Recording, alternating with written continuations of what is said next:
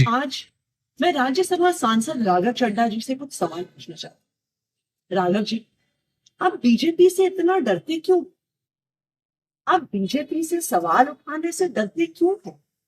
आप मोदी जी से सवाल उठाने से डरते क्यों हैं? आज हमारा देश एक बहुत बड़े संकट से गुजर रहा है। आज हमारे देश के लोकतंत्र पर, आज हमारे देश के संविधान पर खतरा है। आज हमारी आंखों के सामने इलेक्शन कमीशन का मिसयूज करके पश्चिम बंगाल का इलेक्शन चुराया जा रहा है, लेकिन आप उस पर सवाल नहीं उठा रहे। आप उस पर बोलने से डर रहे हैं। हम सबने देखा किस तरह से दिल्ली में गलत तरीके से वोट काटे गए, बीजेपी के कार्यकर्ताओं ने गलत तरीके से वोट बनाए और बीजेपी इलेक्शन चुरा के ले गई। और आज वेस्ट बंगाल में यही हो रहा है।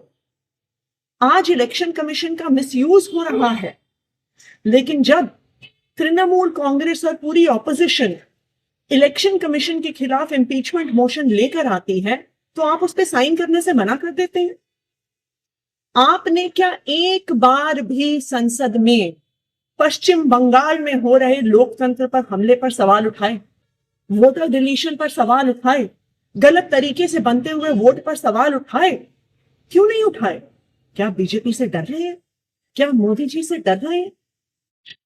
आज देश के सामने, देश के आम आदमी के सामने सबसे बड़ा संकट एलपीजी गैस सिलेंडर का है। आप तो बड़े आदमी हैं, राज्यसभा के सांसद हैं, हो सकता है आपको दिक्कत ना आती, लेकिन एक आम परिवार, एक छोटे से मकान में रहने वाला, एक कच्ची कॉलोनी में रहने वाला एक गैस सिलेंडर के कनेक्शन के परिवार को आज अपने बच्चों के लिए खाना बनाने में दिक्कत हुई। पिता सोच रहे हैं मैं काम पर जाऊं, दिहाड़ी लेकर आऊं, या लंबी लंबी लाइनों में खड़ा होकर गैस का सिलेंडर लेके आऊं कि कल मेरे बच्चों के लिए लंच बन सके। जब आम आदमी पार्टी ने पंजाब में, दिल्ली विधानसभा में सिलेंडर का सवाल उठाया, जब आम आदमी पार्टी के सांसदों ने एलपीजी सिलेंडर का मुद्दा उठाया, और आपको जब एलपीजी के मुद्दे पर बोलने के लिए कहा गया, तो आप चुप रह गए।